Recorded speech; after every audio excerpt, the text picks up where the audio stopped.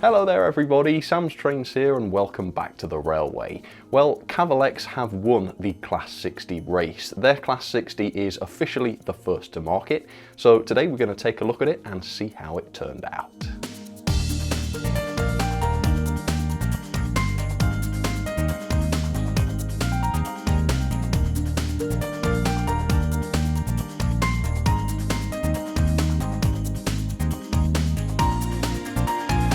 This will be my first ever Cavalex model. I've heard a lot about Cavalex, but I've never actually tried anything from them, so this I am really looking forward to. As much as I've never tried anything from Cavalex, I have heard a lot about their previous locomotive, that was the Class 56 that they launched recently. And from what people were saying, that model was incredibly special. I've not heard a bad word against it. Everybody said that model was wonderful. And so of course that meant that there was no way I was going to miss their next release, which of course is this, the all-new Class 60. And if this model turns out to be as good as people were saying the Class 56 was, then this ought to be a very enjoyable model to look at, so I am really looking forward to that. The Class 60 though is quite interesting because of course there are two Class 60s being developed at the same time. There's the Cavalex one, which has just been released, but there's also a Curoscale's Class 60, which I think is due to be released relatively soon as well. Now, Curoscale were kind enough to allow me to have some alone time with their Class 60 last year, which gave me a good idea of what their model is going to be like. That was just a sample, so it's nothing definitive, but it did give an indication of what that model was going to be like. So it will be interesting to see which Class 60 turns out to be the best, if any. There may not be a better one, they may both be excellent. But anyway, there's been a lot of discussion about which Class 60 to go for. And before I even start looking at the models, there is a big difference between the two, and that is the price. So this example, the Cavalex example, costs £194.95. I bought this one from Rails, and that is a lot more than the Curoscale Class 60, which costs £169.99. So that's about £25 cheaper. So needless to say, I am expecting to see that extra £25 reflected in this model. Not sure how it will be because the Curoscale one was certainly very impressive, but I am open to being blown away by this loco. So let's see what this is like. If you're interested in one of these as well, check out the affiliate links in the description. But for now, let's get started and let's find out what all of that fuss was about. So we've got a very hefty box here, which is a good sign in terms of loco weight. And I've noticed that the livery of this box, if boxes could have liveries, is very similar to the Colas rail freight livery of this loco, which I thought was super cool. I thought, have they printed different packaging for each livery? Well, I don't think so. I think that's just a coincidence because I looked up the packaging for the Class 56 and that was orange like this as well. But an interesting coincidence, I suppose. Anyway, let me show you the end of the box. So the one I've gone for is 60076. Like I say, it's in the Colas rail freight livery and it's CM-60076 Colas. There you go. And as you can see by the front of the box, this is DCC ready, but there's all manner of different DCC fitted versions available too. Anyway, not a whole lot else to see on the box except a bit of a drawing of the underside of the loco there, which is interesting, but no information. So let's open this up and see exactly what we get inside here for just under £200. So here we go. Nice sturdy box this. Should have done a good job of protecting the model. All right. So paperwork, I guess we'll start with what's on top. Goodness gracious. Right, well, buckle down folks, I will have to be quite brief with this, but anyway, Class 60, general information and driving instructions. Introduction, so a little bit of background on the model itself and how it's come about. If you want to pause and read that, you can do. Right, so here's what we've got in terms of the contents. So model features, the range, model information, box contents, blimey. Yeah, they've gone into quite some detail here, so let's have a look. Oh, here's the history of the 60s. All right. General information, let's skip past some of that. There's a lot of it, oh my goodness. That's cool. Okay, locomotive, oh no, that's still about the real thing. Then we've got the drawings here. These must be for some of the different variations of the Class 60, which I think are represented in this tooling. All right, bit about the Cavalex model. The model features, Okay, well, let's not advertise to me too much because I've already purchased the thing at this point. Here we go. Here's the range. So a good range, I would say, of different liveries, plus some of the exclusives. You can see we've got a Key Publishing one, a few Rails of Sheffield ones, and Ultimate Model Railways have a couple as well. Right, the Cavalex model. Okay, loads of this. So here we go. This pertains more to the model. So fitting alternative buffer beams. So apparently these feature adaptable magnetic detail, which I suppose explains exactly what these buffer beams are. So they must be magnetically fittable, which means you can exchange them, presumably, without the need for screws or glue. You can just snap them on, hopefully. That's pretty cool. So no body removal or screws required to change the buffer beam plows on the Cavalex 60. We have, of course, designed the model to be as user-friendly for modelers as possible. That is really good to hear. Hopefully the serviceability will be good as well. So this is your kind of standard setup. We've got a super detailed buffer beam that's accurate and another one per end, which has been designed so as not to interfere with the NEM tension locks if you want to use those. So yeah, nice alternatives there. And this is apparently how to put those on and how to fit the couplings, etc. Great drawings here, lots of attention to detail. Removing the body so it looks as though it is just clipped on, not screwed on. Hopefully that will be nice and secure, I'm sure it will. Running in, that's fine, 30 minutes in each direction. Maintenance, they're saying you shouldn't need to add any additional grease or lubrication, but obviously one day you'll have to. So hopefully there'll be information on how to do that. Fitting a DCC decoder, so this is very similar to what Accurascale have done with their models. Looks as though we've got a magnetically removable panel on the top, which gives you very easy access to the decoder socket, which is a 21-pin socket here. That's very good. So yeah, it looks as though you can fit a speaker if you want, although you have to remove the body for that. Maybe that means there's no speaker pre-fitted then. Fitting a driver and second man, okay, so we can do that apparently. Doesn't come with train crew fitted, but apparently if you remove the body, you can then even remove the driver's seat, which I suppose gives you better access to the seat so you can fit a driver to it. That's pretty cool. You can fit the blinds to the cab if you want to. We've got dip switches for various lighting functions and such. And this is all very, very well explained. In fact, we've got a huge section here on lighting. Wow, there is some real attention to this. Functions and CVs, driver experience, fascinating. So apparently they've tried to make it feel as though you're driving a real 60 instead of just sort of controlling a toy model running around the track. That's interesting. Don't think I'll get that with the analog version though. Anyway, loads more information, almost a little bit too much. It's quite overwhelming, this. But if there's any questions you have about your model, at least it'll probably be answered within there, so that's good. And then we've got a simpler list here of just your function list and CVs, so I suppose that's quite useful to have immediate access to.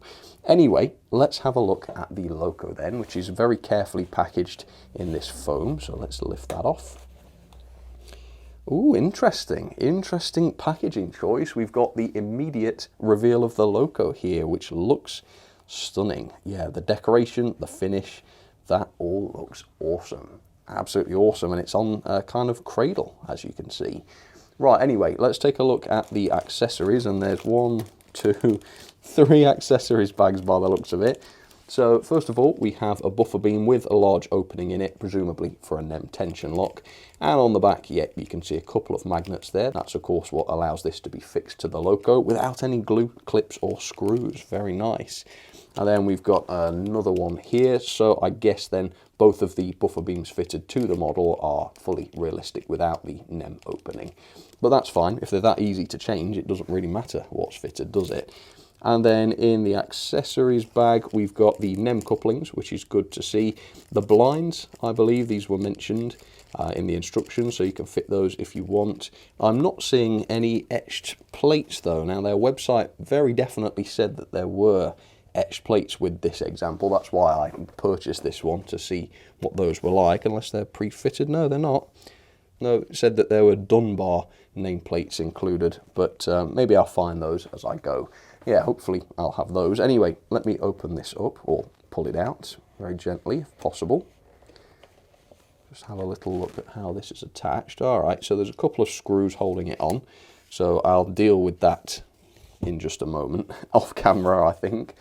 And here is the loco, and it is on the plastic cradle, but it's a good, heavy, beefy model, this, but also very, very well detailed. Look at all of the detail. We've got the interior detail, you can see all of that detail inside the model, and of course the plethora of exterior detail as well. So we'll unpack all of this in just a second, literally and in the sense that I will show you it all.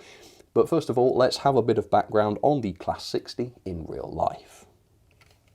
The British Rail Class 60 was a heavy freight Cocoa diesel electric introduced for the first time in 1989. Exactly 100 of these monstrous 129-ton diesels were produced over around 4 years. The class came about as a result of a certain unreliability in the existing Class 56 locomotives, which was causing problems in all kinds of ways. As a result, British Rail made a rule that newly ordered locomotives must have a reliability of no less than 95%. A very high target, but one that, if met, would save a significant amount of money by cutting out all of the delays and extra work caused by the unreliable locos. Several locomotive builders put in bids to accept this challenge, and the winner was Brush Traction, and an order for 100 Class 60s was placed. 14 months later, the first engine was completed and it entered the testing phase, where exactly the kind of problems British Rail were trying to avoid, of course, manifested. An estimated 100 faults were discovered, though this was to be expected to an extent, I suppose, as with any new design. It took 2 years for the issues to be sorted out, with the contract almost being cancelled in the process, but eventually things improved, and by 1993 all examples had been accepted into traffic. Following privatisation, the class was controlled by EWS, now DB Cargo UK, and GB Rail Freight has since purchased 10 examples, with DC Rail more recently purchasing a small number. While the class is still used today, several are still in service. The first example has already been scrapped, and this took place back in 2020. So there it is, up close and personal for you, the brand new Cavalex Class 60, and this thing is incredible. It really is great. It's marvellously detailed, as we're going to see, but more than that, the quality is just great. So well put together, everything is spot on, and for quite a complex model, well, it's more than quite complex, for an extremely complex model, that is saying quite a lot. Detail-wise, I would say this is easily as good as Acura scales. I would say on the whole, it's about the same. There's not a lot in it. I would say aspects of it are slightly better, other aspects of it are slightly worse, but I have to say I had my doubts whether this could match the level of detail that Acura scale can achieve on their locos, but there's absolutely no doubt that it does. Like I say, to my eye, this is easily on par with Acura scale. One disappointment with this though is the weight. Now that I've taken it off that plastic cradle, it is noticeably quite a lot lighter than Acura Scale's model. It's not light by any means, but it certainly is lighter. So it comes in at 675 grams, which is about 150 grams lighter than Acura Scale's. So it's not just a few grams, it's quite a lot. Acura Scale's was 823. I think given the fact that this was £25 more expensive, that is quite surprising. Like I say, the level of detail is similar, but the weight is much less. So again, I'm still looking for that extra £25 of value here. Perhaps it's reflected in the extra tech that may be in this loco. That may be true, but then again, I've purchased the DCC ready version, so I'm not going to be able to use a lot of that tech. So I'm really just looking at the basics here, like what does this model have? Perhaps that the Acura Scale one doesn't, and we're going to get into that in just a second. But anyway, let's delve into this loco and let me show you what it does have. We'll talk first about the decoration, which is absolutely top notch. So the Colas rail freight livery, reasonably complex actually, lots of different colours, lots of complex printing. It's been done really, really well. The joins between the different colours, they all look great. Obviously the Colas lettering here, very nicely applied. We've got all of this printing on the side of the cab. We've got the logo there, as well as the running number and the danger signage, which has been very nicely printed on. And actually, there are so many printed details on the body alone. Look at this. This is just some of them, by the way. And the underframe has lots of this as well. So many printed parts here. One thing definitely missing though, and I've thoroughly checked through the packaging, are the Dunbar nameplates. Those were definitely described as a feature of this model and they haven't been included, which is a shame because I was looking forward to seeing the quality of those. Now that might just be a mistake, they might not have been included by accident, and that's fine. I'm going to contact Cavalex and ask for those nameplates, presuming they've done them.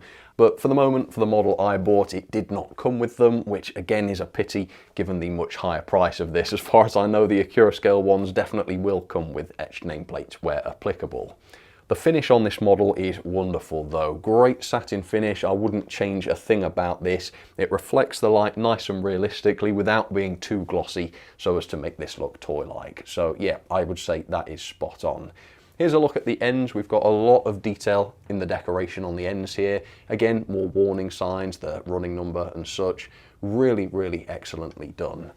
Right, let's look at the detail then, and we'll start with the bogies. Yeah, these look excellent. Every bit as good as on the Accurascale bogies.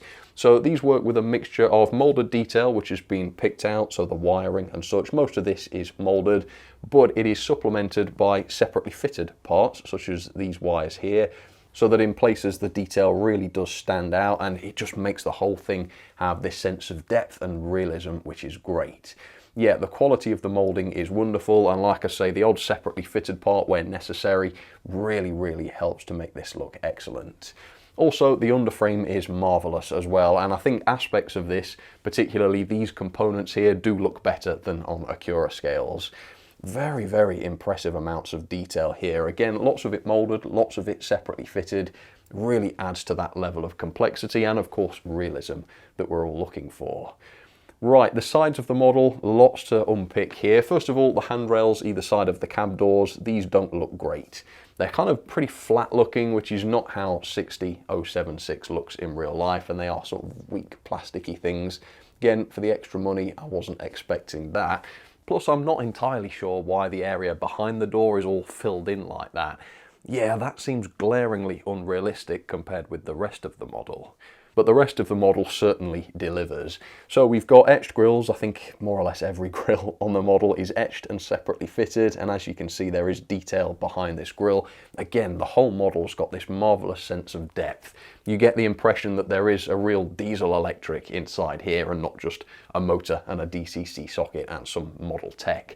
Very realistic looking. And then, of course, behind this etched grille on the other side, we've got the engine room. Or, well, I suppose it is the engine room, but this is the air bay, I believe.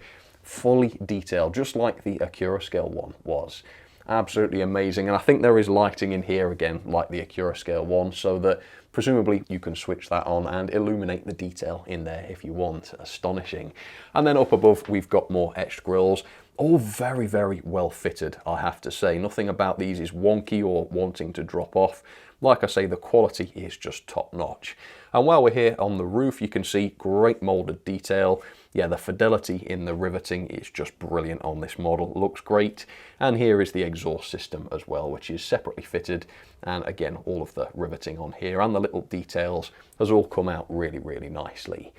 Right, let's talk about the buffer beams then. Yeah, these are great. These are a really, really good innovation, and the magnetically removable nature of these is a big improvement, I think, over other locos I've seen. So we've got sprung buffers. I think the buffers may be just plastic. That may be because of the complexity of the moulding of the buffers. As you can see, we've got detail on the back of the buffers, again, like the Accurascale one had. This buffer in particular seems to have a loose head, so the actual buffers themselves, the ends of the buffers, are separate parts then. Yeah, don't know, maybe I shouldn't spring that one too much. Anyway, we've got, well, on this buffer beam, the one that came fitted to the model, we've got the screw link coupling, which is pivotable. Look at that, that's really, really sweet. So that will move realistically if you were to use that coupling, and it's the fully movable type. And as the instructions said, yeah, the pipework is fully fitted to this buffer beam. But the buffer beams are fully removable, and they are a little bit stiff to remove. They locate very nicely, which is what you want. But yes, you can pull these off without any clips to disengage or any screws to remove, which leaves the loco looking really sad. But then, of course, instead you can fit the less detailed buffer beam so that the NEM coupling can be installed in this kinematic pocket. There you go, see that? Yep, kinematic. so that you can actually use your NEM tension locks that were provided. So that's cool, but for now I'm going to put this back on. Yeah, it works great. You know, it really does locate nicely, it's secure, doesn't sit at an angle if you don't get it on there right. Yeah, it just works really, really good. Above here we've got the lighting. Obviously this model has full working lighting, which we'll see later on. Separately fitted lamp bracket here, another pretty flimsy plastic handrail with not a great finish to it. Yeah, clearly a painted plastic part as opposed to a real wire part or a metal part. I think that could have been better. Then we've got the windscreens with the very realistic window frames, great moulding on those. Separately fitted wipers, of course. Again, very, very fine parts these and precisely fitted. Plus the horns up above. Again, beautifully produced and very well fitted. Right, let's look inside the cabs then, and these are just great. Look at the detail here. We've got the door at the back here with the printing on it and the molded detail. That looks great. I don't know how well I can show you this, but the instrument panels are beautifully detailed as well. The gauges are fully painted. Again, I don't know whether I can light this sufficiently to show that, but they are. I don't know whether the instrument panels are illuminated as the Accurascale ones are, but at face value, these look great. Yeah, so many controls, all of them picked out. It's just an exemplary cab, absolutely marvellous, exactly what I was hoping to see given how much this cost. So yeah, as you can see, just an incredibly well detailed model. I can't think of anything this model doesn't have that I'm kind of disappointed in, I suppose except for the etched nameplates, but that hopefully was just a mistake. Everything else this model has got, and not only has it got it all, it's all been done so well, which is great to see. Now this was expensive, don't get me wrong, but it was still less than £200. There's a lot of models out there which cost more than £200 these days, and a lot of them that I've seen have been far poorer quality than this. They've had far fewer features and noticeably less detail than this as well. So while it is expensive, and I'm not convinced it's better value than the Accurascale one yet, at least as far as I can tell, the price for such an excellent model is at the very least reasonable, isn't it? Anyway, let me know what you think about this. No doubt there are things that I've missed because there's just so much to this model. So comment down below, let me know what your favourite aspects of this are. And if there's anything interesting that you think I've missed, please do let me know. For now though, I'm itching to see how this performs. So let's get it down onto the track, let's get it tested, and also let's take a look at the mechanism. So there she is, looking fantastic down onto the track, and I've already filmed the initial performance and running in, so I'll show you all of that in just a second. But for now, let's talk about the mechanism, because I've done the disassembly and I think I've seen everything this loco has to offer now. So let's jump in, and I'll start by saying this loco is not all-wheel drive. The outer axles on each bogie are driven, but the centre wheels are not. As you can see, these are just free to run. Now, in real life, this loco is a Coco loco, so realistically it should have all wheels driven, but as you can see, it doesn't. Now, prototypical number of driven wheels for me is not something I'm that worried about. Personally, I just prefer all wheels to be driven on a diesel and that be it. But this issue did come up with the Class 31. I criticised the Accurascale 31 for not having all-wheel drive, and a lot of people did say, well, that's not prototypical. The model actually does have the correct number of driven wheels. So I think this is something that people are bothered about, and so by the same logic, yeah, really this should be all-wheel drive. Presumably though, there's another design reason why this is not all-wheel drive, but I have to say, for me, I cannot see this advantage. The Accurascale Class 60 does have all-wheel drive, and even on my layout on my second radius, which is laid on carpet, there were no issues with that loco. It stayed on the track, it was perfectly reliable. So I think I can say with some certainty, for those running on sort of standard model railway set track with regular non-fine scale rails, there is no advantage to having these undriven wheels. However, I understand that for those who have EM or P4 track, and Cavalex are going to be making wheels available for those people, then having the centre axles kind of free to float, and as you can see they do float a little bit, apparently that will make the loco less sensitive to derailments and such on that. So that's great for EM or P4 modelers, but they are obviously the minority. I think for most people I can't see the advantage of this. The other thing about the drivers is that there's a lot of slop in them. As you can see, these wheels almost look like they're not driven. You can turn them sort of a quarter turn before they lock up. Yeah, it seems quite sloppy, that. Don't think it's a massive deal, but it is just something that was quite noticeable. And then the pickups and bearing situation is quite interesting. So the bearings aren't between the wheels as usual, they're actually fitted where the real bearings would be on the outside of the bogies. And these bearings are what pick up power as well, which is fine, you know, but it does mean that the kind of bogie detail pieces here on the sides are bearing the weight of the loco, but they do seem sturdy enough, I suppose. So the base is clipped on, not screwed on, but there's just 2 clips at either end, and with the right screwdriver you can get those off quite easily without doing any damage, so serviceability seems to be okay. You can see we've got kind of plastic axles, or at least a plastic part going between each of the wheels to isolate the two. And again, you can see the slop here. Yeah, lots of movement in the gears here.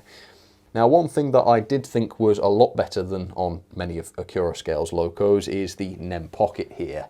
It just seems very, very sturdy. It moves nicely and it doesn't have any sort of droop to it. It doesn't want to drop off. That is really good. But when I fitted the alternative buffer beam with the slot in it and then I inserted the NEM coupling into there, suddenly things weren't as free. Yeah, the tension lock doesn't clear the slot in the buffer beam properly and it sort of rubs against it. There's lots of friction. It's not able to move freely at all. Also, the coupling hook on the NEM tension lock is still catching on the buffer beam detail, so that's not great. Obviously, you could probably modify that to be better, but realistically, this should have been picked up by the manufacturer and improved.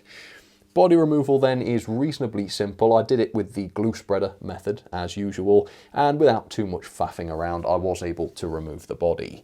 You can see that we have got cab lights here which are not connected to the chassis using wires, so that's great for serviceability.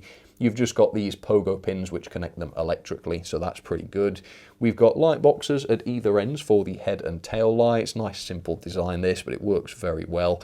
Although there is no instrument panel lighting as far as I can tell on this loco, so that's another thing that Accurascale did slightly better, I think. The interior has some lighting as well. You can see the air bay has these lights up and to the left, or at least looking from this side, but these don't appear to work on analog, so I guess digital users will have to see what that looks like. Then we have the die-cast chassis, which is good and heavy. Like I say, not as heavy as Accurascale's, but fairly heavy. And here is the 21-pin DCC decoder. Now you can get to it like this by removing the body, but as we saw in the instructions, there is a magnetic panel on the top of the loco, which allows much simpler access to that. Now I couldn't get my fingernails under the part, so what I ended up doing was kind of piggling at the exhaust assembly, which doesn't feel good, but it did seem to be fitted sturdily enough so that it didn't come away in my fingers. So I guess that's the way to do it, and that does indeed give you good access to the decoder socket. Now there's no pre-fitted speaker in here. There's a large space for, I think, an ESU speaker, was it?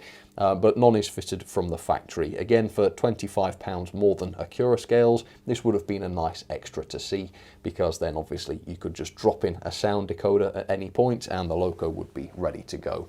But no pre-fitted speaker here. Now the motor is beneath this circuit board, and I'll be honest, it looked like a right faff to remove this board to look at that, so I didn't do it. I do know that there's a 5-pole motor on this model, and if you look through this little hole, you can see one of the flywheels here. So we do have dual flywheels, I believe, on this model, which is fairly standard, and then it's the usual drive shaft assembly, which delivers drive to both of the bogies. It works just like a normal diesel. This loco also has Hall sensors mounted above the bogies, and these are designed to sense when the bogie is in rotation, and then presumably the DCC decoder can play the appropriate sounds, flange squeals, that kind of thing on the curves. Again, Accurascale's model has this feature, although on the Accurascale model it was located underneath the loco near the actual bogies, but I assume this will work in much the same way. So there's a lot of features that are shared between both models here. It's quite difficult really to call which is the best. I would say they're very, very close actually. Anyway, in terms of the back-to-backs, most of them came in at 14.4mm, which was bang on the standard, but a few of them were a little bit tighter than that at 14.5, and it was the centre non-driven wheels which were tighter. So I don't know why you'd want those tighter, but it's only slightly above the standard, so no big deal, I don't think. So anyway, that is the mechanism. Generally pretty good. In my opinion, not quite as good as Acura scales. I think I prefer the traditional design of Acura scales with the normal bearings between the wheels, the wiper pickups. There's less slop in that mechanism. And from the testing I did, the NEM couplings worked absolutely fine. But otherwise, no major issues with this. It seems competent at the very least, and it does seem to work okay as well. So with that, let me jump back in time and show you how this ran. Alright, moment of truth then. Now this has not been run yet, it's not been run in, so this is literally going to be its first run out of the box. And I am going to let this warm up completely before I rate the performance, but let's see how this performs straight out of the box. So forwards direction. Let's give it some power and let's see what happens. Here we go. Does it work? It does. Doesn't sound very good, but it does. Yeah, a bit of a buzz to it there. Again, maybe it will quieten down once it's running. It is quieter in that direction. Try forwards again. Yeah, a bit of a buzz in that direction then. Okay. Well, like I say, I'm going to run it in, so that might quieten down. Seems nice and smooth though, I have to say. Yeah, nice smooth, no wobbliness to it. Yeah, you do get the sense of power from it too, which is good. Right, half power. That's how it runs at 50% speed, so I would say the gearing looks pretty sensible there. Yeah, that's really good. And full speed, can it do the full 60 miles an hour? Yeah, I would say that's not far off at all. It's really not that speedy, which suggests this has been geared for torque rather than speed, which I think makes sense for the 60. Right, let's try the torque test then. Now, which way have I got this? I want to make sure I'm not putting pressure on the loose buffer, but no, that's on the other end. So, 50%. Oh, goodness. Yeah, let's stop doing that. It made a lot of noise, but it wasn't turning its wheels. So at the moment, not very powerful, or at least not very much torque. Hopefully that again will change with running in. Right, slow speed performance then, right out of the box. Let's give it a try. Can it crawl? Here we go, turning up. Oh yes, quite beautifully actually. I don't know why I backed it up that far. Let's pull it in, show you the whole thing doing it. Here we go. Yeah, amazing slow speed. Yeah, that's incredible. Wouldn't fault that, and that's on DC analog. Smooth acceleration. Well, sort of. Yep. Let's try it in the other direction. It does seem happier in this direction somehow. It's certainly a lot less noisy. Let's have a crawl that way. Yeah, very, very slow. Smooth acceleration. Yeah, not bad. So I think, yeah, it does seem as though it really does need a good long warm-up, which I will do. First though, let's take a look at the lighting. So we've got headlights in the forward direction. We've got red tail lights in reverse, which are nice and bright. And then, without me messing with any of the switches or changing anything out of the box, we do have cab lights working on analog. And I do have to say, the way they illuminate the cab detail is just incredible. I really like that. It doesn't look like we've got the engine room or the air bay lighting. Deary me. Yeah, that doesn't seem to be working on analog. I'm sure, though, with digital, you'd be able to switch that on. Right, let's see how this handles the track then. So 50% forwards, to start with at least. Let's run this in. Here she goes. Right, fourth radius curve, yeah, no noticeable slowing down there really. Off that and onto the second radius next. Yeah, a bit of hesitation. Not much though, and like I say, this is its first lap, it's not warmed up yet. So I would say, yeah, hopefully that will blossom into a nice powerful runner that doesn't hesitate around the curves. And yeah, for the most part that seems okay. It's not slowing down too much, maybe a little bit. I can see that getting better with running in though. So yeah, this looks fantastic, very well geared, sensible speeds, Little bit concerned about the lack of power at the moment, but it's early days, that could change. Otherwise though, it looks just incredible running along. It really does. The lighting, the detail, the quality of the build, it's all just very, very clear to see as it runs. That makes me think this model is going to be a winner. Yeah, overall, very, very impressed. So I'll let this finish off running in, hopefully without any issues, not seeing any so far though. And then we'll come back and I'll find some rolling stock for this. I'll fit one of the other buffer beams with the hole for the NEM coupling. I'll fit the NEM, see how the couplings work, and try this thing with a load. Alright, for now though, running in, I'll see you in just a second. Alright folks, that is running in complete. There we go, and it sounds beautifully healthy in reverse, or in that direction. In the other direction though, it's still quite noisy. And I don't know if it's me, but it seems to be possibly even a little slower now than it was. That's 50. Maybe not. It is quite a slow loco naturally, I think. It does seem to be geared to run fairly slow.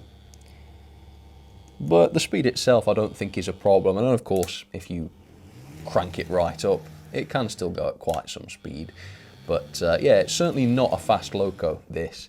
Which makes sense. 60 miles an hour or thereabouts, that's the top speed of one of these. I think if the model could go any quicker than that, it would just be a bit pointless, wouldn't it? So yeah, the gearing seems absolutely fine. Anyway, what is the torque like now?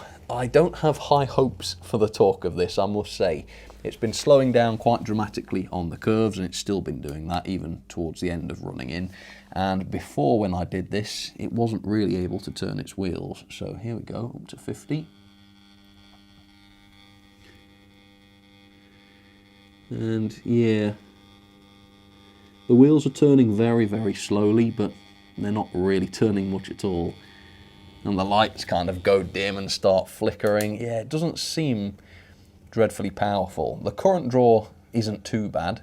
So without a load, it runs, well, draws 0.2 amps, so 200 milliamps. When I do that and stop it, it doubles to 400 milliamps, which is obviously what you'd expect. And 400 milliamps, you know, it's not a lot. It's not going to be blowing decoders and such, so it doesn't seem like the motor's kind of overloaded or anything.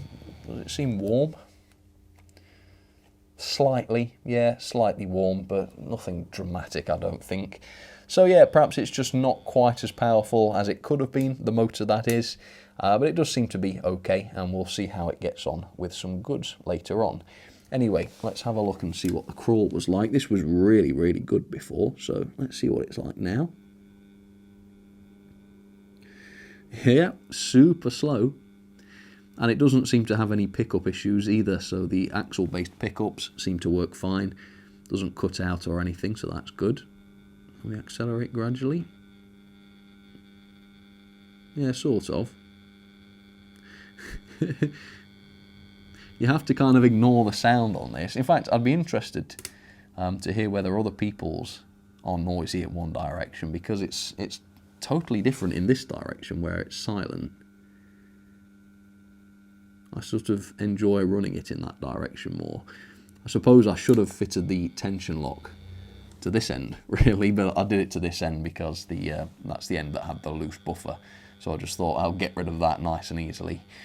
Anyway, so I measured the tractive effort, and that came in for this loco at 0.94 newtons, which should be about 52 coaches on straight and level track. Although bear in mind, you shouldn't really do that with this, at least if my example is typical, which it may not be, because at that sort of load, the wheels obviously aren't turning. And of course, because this is so much lighter than Acura scales, it's not able to come close to the tractive effort of Acura scales, which was 1.4 newtons. So yeah, a lot more powerful. But anyway, I've set up some large kind of modern looking open wagons. So let's back up, test the coupling, make sure it's centered. No, it's not. Give it the best possible chance. Let's back up and see if we can get a coupling. Right, slow. Right, can I do this gradually? I should be able to. Slow. Listening for the click.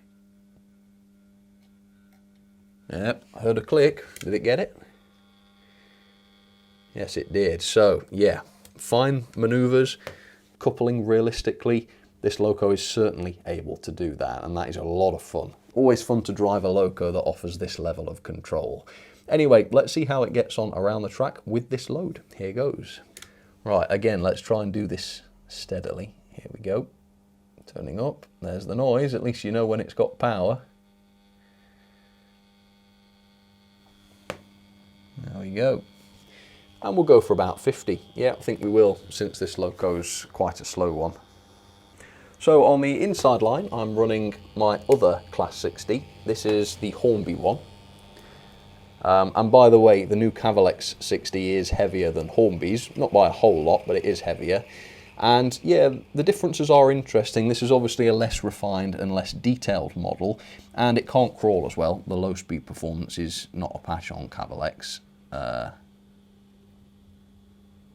you can see, it's kind of lurching a little bit. It's pretty slow, but it's not as consistent. I have to say though, at the higher speeds, this is the better loco. It's geared to run faster, which should mean less torque, but doesn't slow down as much as the Cavalex one on curves anyway. And then we've got the loco that I guess the Class 60 was supposed to improve on, and that is the 56. This is the Hornby 56, but of course Cavalex have done one of those as well. Anyway, let's catch up with the Cavalex 60 and see how that's getting on. Alright, here it goes. Yeah, I would say remaining more or less constant on the 4th radius now. Here it goes to the 2nd. Yeah, noticeably more slowing down there. So yeah, not the most powerful in the world. And it's fully run in now, so I can say that it's not just because it's not warmed up now. So yeah, that's a pity. Maybe it's just a bad motor in mine, I don't know, that's possible. Please do let me know how your mileage varies on that. And plus, this is running on analog. If you were to chip one of these, possibly with better motor control, the performance would be better on digital. But like I say, I test a lot of locos on this very setup, so I can, I think, fairly compare this with other locos on analog on the same setup. But the performance isn't terrible. It certainly could be better. But I like the level of control the loco offers, and I also like the smoothness of it as well. The big question though is, which do I think is best, this or the Acura scale? And I have to be disappointing and say, I don't know. I've not properly reviewed the Acura scale one yet. The Acura scale model I looked at was a sample that was lent to me. They're hardly going to send me a sample that doesn't work properly or isn't built right, are they? So we don't know. I can't say what the final Acura scale model will be like. Also, the Acura scale example I've already taken a look at was digital fitted, it had sound. I didn't test that loco on analog, so until Acura scale release theirs and I can test an analog version, I'm not going to say which is the best performer because I just don't know. But I can give you my feeling, if you like, in terms of which I think is going to be the best overall.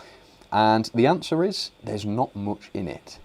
They're both excellently detailed, very, very similar set of features on both. I really wouldn't like to call it, but what I would say is that if Acura Scale's model comes out and it runs at least as well as this, if not better, then for me, Acura Scale will have it.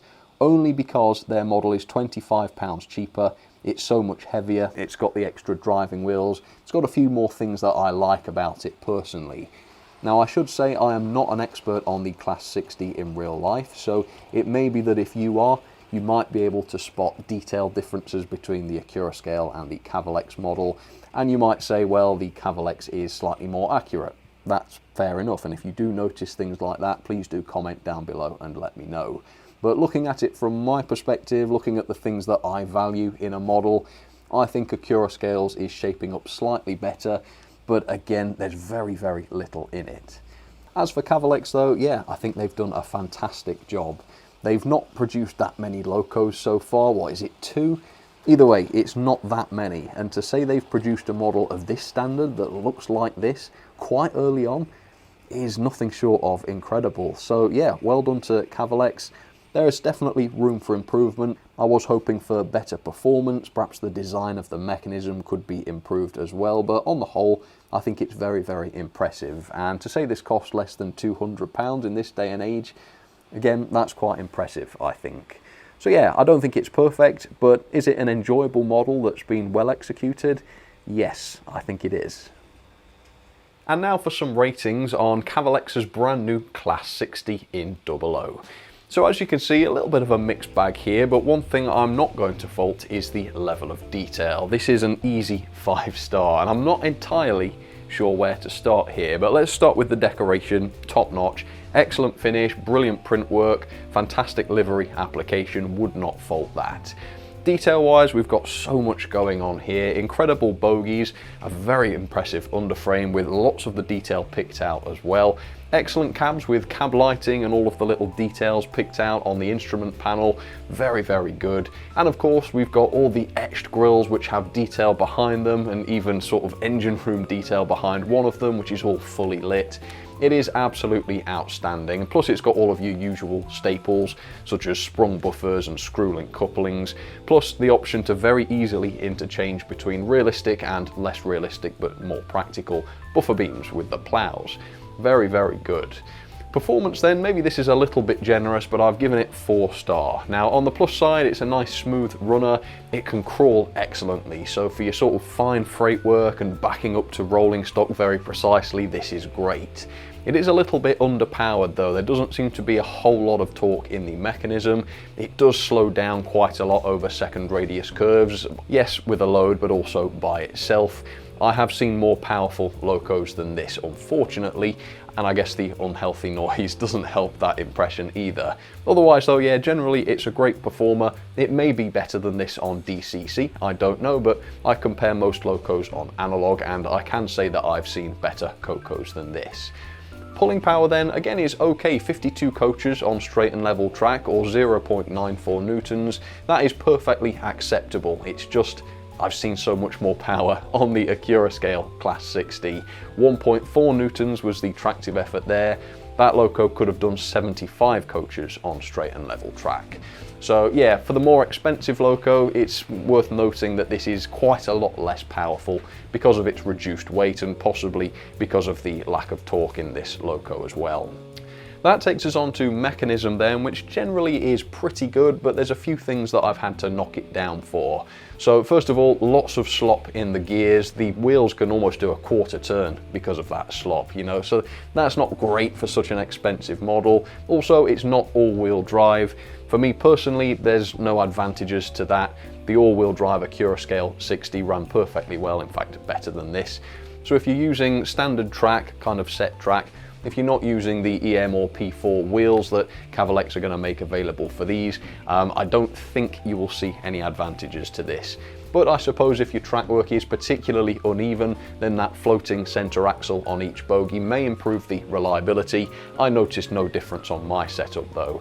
Also, coupling design not quite right. The NEM tension locks should be able to move completely freely when fitted. Well, they don't on my example at least.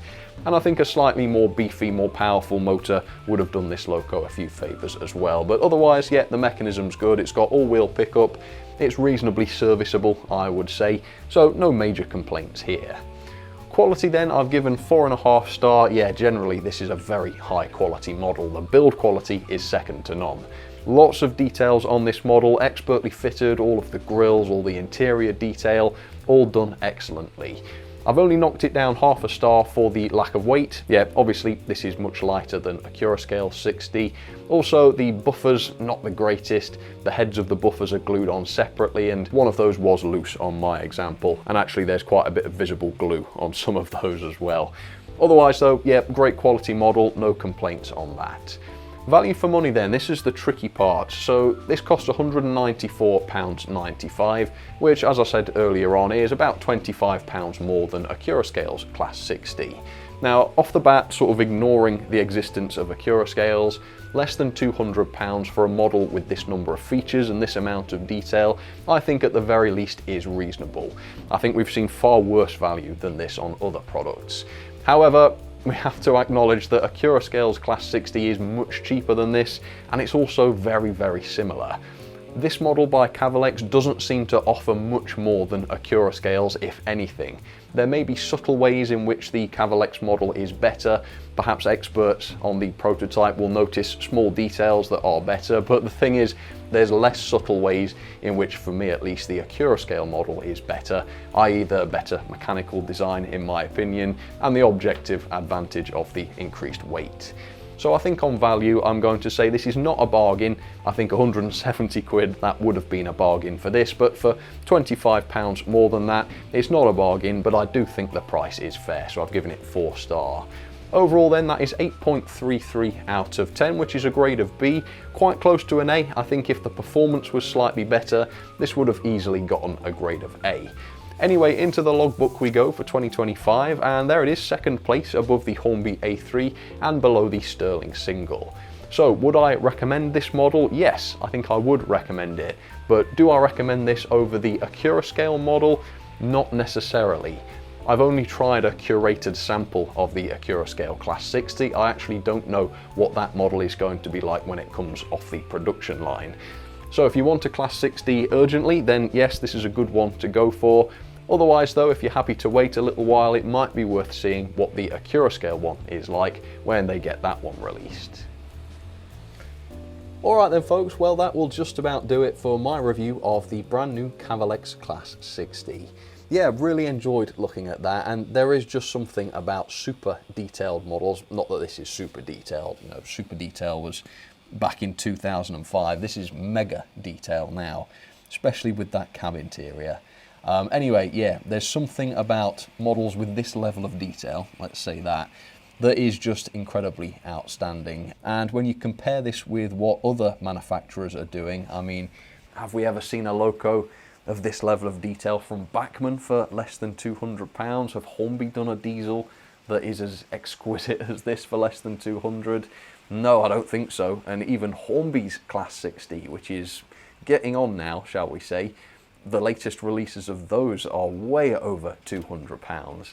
So really it's a pity that of all the manufacturers, it is Acura scale that Cavalex is going up against with the Class 60, because I think if it was any other, then Cavalex would have it in the bag very, very easily. But you know, this is Acura scale we're talking about, we know what they're capable of. It's going to be very, very interesting indeed to see what their Class 60 is like. But anyway, that was the Cavalex one. It's a fantastic job, and it's going to take some beating. It certainly is, but we will just have to wait and see what happens. So thank you so much for watching. Affiliate links down in the description, and as always, do let me know what you think about this. Have I been too harsh? Have I been too generous? Have I got it just right? Please feel free to let me know if you have any thoughts on that. But for now, thank you once again for watching, and I'll catch you on the next one. Alright, cheers folks, you take care.